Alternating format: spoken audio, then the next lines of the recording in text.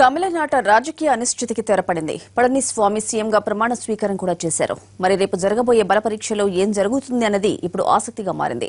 అద్భుతాలేవీ జరగవన్నది జగమెరిగిన సత్యమే అయినా అంతా ఉత్కంఠగా ఎదురుచూస్తున్నారు. ఏదో జరుగుతుందనుకున్నారు, కానీ మరేదో జరిగిపోయింది. పన్నీరు సెల్వం పాచికలు పారలేదు. చిన్నమ్మ వర్గం నుంచి పళనిస్వామి తమిళనాడు ముఖ్యమంత్రి పీఠం మీద కూర్చున్నారు. బల పరీక్షకు గవర్నర్ 15 రోజుల సమయం ఇచ్చారు.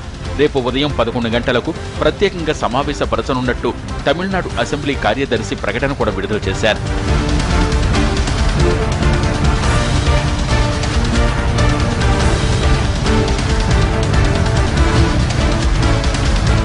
దీంతో అసెంబ్లీలో బలం నిరూపించుకునేందుకు అన్నాడీఎంకే కసరత్తు ముమ్మరం చేసింది.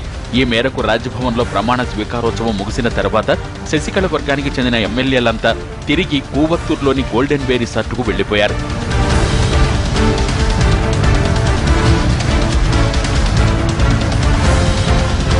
జయ చనిపోయిన తర్వాత సెల్వం శశికళ మధ్య నువ్వా నేనా అన్నట్టుగా తీవ్ర పోరు నడిచింది. అయితే ఈ ఉత్కంఠ పోరులో శశికళ ముఖ్యమంత్రి కాలేకపోయినా ఆమె వర్గాన్నే విజయం వరించింది. మొదటి నుంచి చిన్నమ్మ వైపే మెజారిటీ ఎమ్మెల్యేలు ఉన్నప్పటికీ సెల్వం తన రాజకీయ ఎత్తుగడతో కలవరాన్ని రేపారు. జయ అక్రమస్తుల కేసులో నిందితురాలిగా ఉన్న శశికళను సుప్రీం దోషిగా తేల్చడంతో తన వారసుడిగా పళనిస్వామిని తెరపైకి తీసుకొచ్చారు. వెంటనే గోల్డెన్ బే రిసార్ట్స్ లో బస చేసిన ఎమ్మెల్యేలందరితో పళనిస్వామిని శాసనసభాపక్ష నేతగా ఎన్నుకున్నారు. దీంతో గవర్నర్ పళనిస్వామిని ముఖ్యమంత్రిగా ప్రమాణ స్వీకారం చేసేందుకు ఆహ్వానించడంతో ఆ ఎపిసోడ్ ముగిసిపోయింది.